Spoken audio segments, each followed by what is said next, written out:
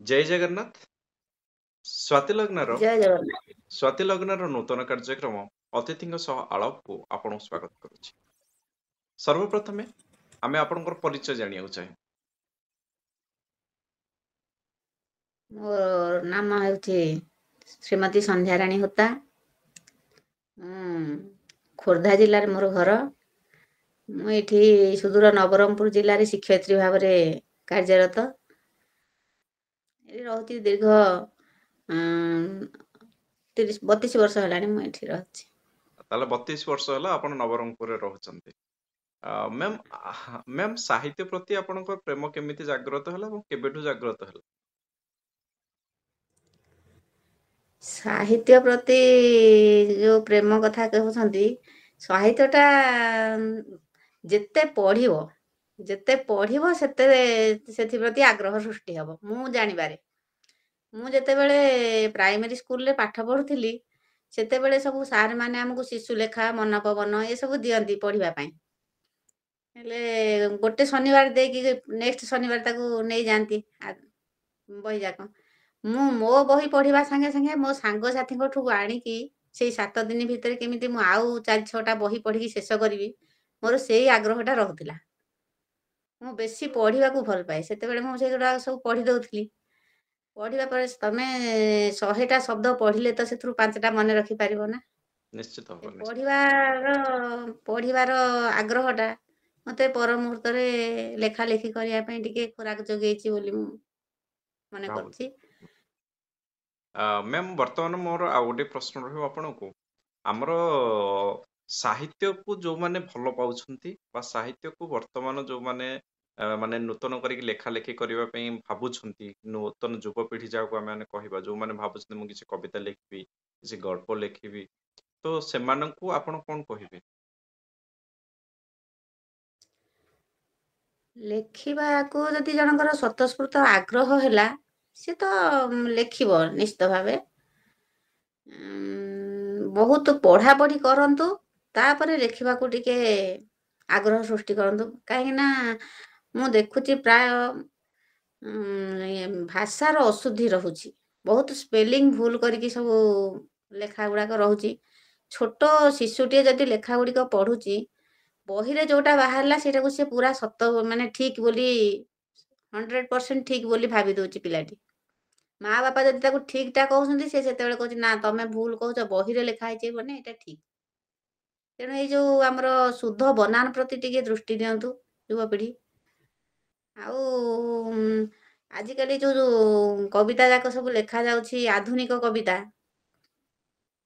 ସେ ତାଙ୍କ ବିଚାରରେ ଠିକ ଅଛି, କିନ୍ତୁ ଏଇ ଯୋଉ ଛନ୍ଦ ଅଳଙ୍କାର ଯତିପାତ ଏଗୁଡାକ ଆଉ ସବୁ ଦେଖାଯାଉନି। ମୁଁ ସେଇ ଭଳିଆ କବିତା ଲେଖିବାକୁ ବେଶୀ ଭଲ ପାଏ।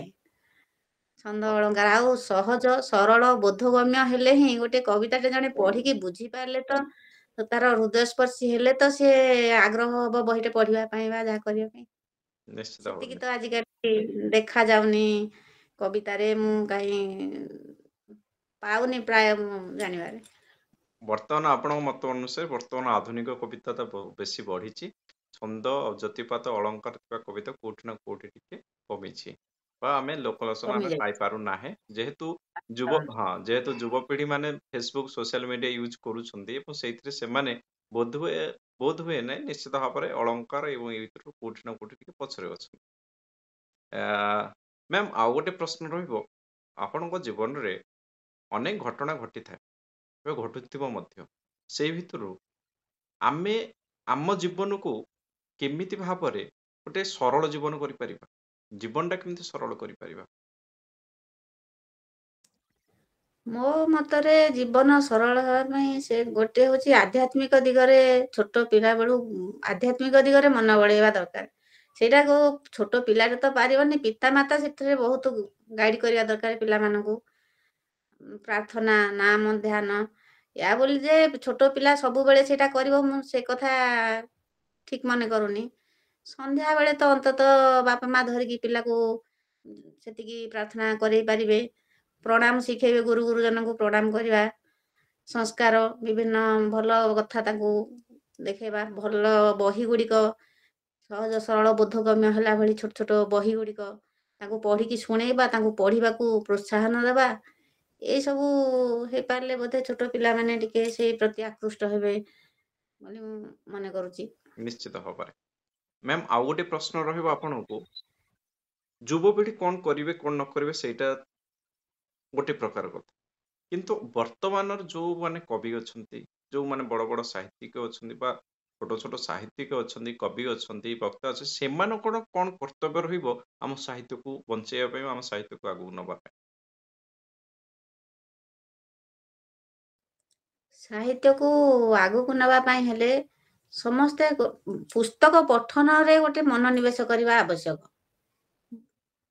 ପୁସ୍ତକ ପଠନ ଆମେ ଯେତେ ଅଧିକା ପଢ଼ିବା, ଆମେ ସାହିତ୍ୟର ବିଭିନ୍ନ ଶବ୍ଦ ଉପରେ ଆମେ ସେତେ ଦକ୍ଷତା ଆସିଯିବ। ପଠନର ଦକ୍ଷତା ନହେଲେ ତ କିଛି ହେଇପାରିବନି ନା। ତେଣୁ ସାହିତ୍ୟକୁ ତାପରେ ଶୁଦ୍ଧ ବନାନ ପ୍ରତି ଦୃଷ୍ଟି ଦବା। କାହାକୁ ଆକ୍ଷେପ କରି କଟୁ ମନ୍ତବ୍ୟ ଦେଲା ଭଳିଆ କିଛି ଲେଖାଲେଖି କରିବାନି। ମୁଁ ସେଇଟା ମନେ କରୁଛି। ଧନ୍ୟବାଦ ମ୍ୟାମ୍। ଆପଣଙ୍କ ସହିତ କଥା ହେଲୁ, ବହୁତ ଭଲ ଲାଗିଲା। ଶେଷରେ ଆପଣଙ୍କଠାରୁ ଗୋଟିଏ କଥା ଜାଣିବୁ ବା ଶେଷ କଥା ଆପଣଙ୍କଠାରୁ ରଖିବୁ। ଆପଣ ସ୍ୱାତିଲଗ୍ନ ବିଷୟରେ କଣ କହିବେ? ମୁଁ ସ୍ୱାତିଲଗ୍ନା ବିଷୟରେ ଏତିକି ଭାଇ କହୁଛି, ମୁଁ ଯେତେବେଳେ ପ୍ରଥମେ ଲେଖା ଆରମ୍ଭ କଲି, ମୁଁ ବହୁତ ଦିନୁ ନବମ ଶ୍ରେଣୀରୁ ଲେଖା ଧୀରେ କରୁଥିଲି। ଧୀରେ ମୋର ସେ ବିବାହ ହେଲା, ତାପରେ ଚାକିରୀ ଜୀବନ ଆରମ୍ଭ ହେଲା। ଏଭଳି ଭାବରେ ମୋର ଲେଖା ଟିକେ ଶିଥିଳ ପଡ଼ି ଯାଇଥିଲା। ତାପରେ ମୋର ପିଲାମାନେ ଯେତେବେଳେ ସବୁ ପାଠଶାଠ ପଢ଼ିଲେ, ଯେତେବେଳେ ସେମାନଙ୍କୁ ସବୁ ଲେଖାଲେଖି କରିକି ଦିଏ, ବକ୍ତୃତା ଭାଷଣ ଦିଅନ୍ତି, ସେମାନେ ଯାଇକି ଛାତ୍ରଛାତ୍ରୀମାନଙ୍କୁ ଲେଖା ଦିଏ, ସେମାନେ କହିକି ସେମାନେ ବି କିଛି ପୁରସ୍କାର ପାଇଛନ୍ତି। ଏ କୋଭିଡ ସମୟରେ ମତେ କାହିଁ ବେଶୀ ଇଚ୍ଛା ହେଲା, ଘରେ ବସି ରହିବା ପରେ ଯୋଗୁ ଲେଖାଲେଖିରେ ଟିକେ ବେଶୀ ମନୋନିବେଶ ହେଲା। କେମିତି ମିଶିବି, କଣ କରିବି, ଆପଣଙ୍କର ଗୋଟେ ଗ୍ରୁପରେ ଛାଡ଼ିଥିଲେ ସ୍ୱାତିଲଗ୍ନାରେ ଗୋଟେ ଅଗଷ୍ଟ 15 ନା କଣ ସେ ବିଷୟରେ ଗୋଟେ ଲେଖିବା ପାଇଁ ଦେଇଥିଲେ ଟପିକଟେ, ମୁଁ ସେଇଟା ଲେଖିକି ଦେଇଥିଲି, ଯୋଉଟାକି ଇ ମାଗାଜିନରେ ମୋର ବାହାରିଥିଲା। ମତେ ସେଇଟା ଏତେ ଖୁସି ଲାଗିଥିଲା, ତା ପରଠୁ ମୁଁ ଆଉ ଲେଖା ମୋର ଆରମ୍ଭ କରିଥିଲି। ଧନ୍ୟବାଦ। ଯାହା ହଉ ମ୍ୟାମ୍, ଆପଣଙ୍କୁ ଅଶେଷ ଧନ୍ୟବାଦ। ଆପଣ ଆମ ସହିତ କଥା ହେଲେ, ଆମ ଆତିଥ୍ୟତା ଗ୍ରହଣ କଲେ। ପୁଣି ଥରେ ଆଉ କେତେବେଳେ ଦେଖା ହବା। ରହୁଛି ଆଜ୍ଞା, ନମସ୍କାର, ଜୟ ଜଗନ୍ନାଥ। ନମସ୍କାର, ଜୟ ଜଗନ୍ନାଥ।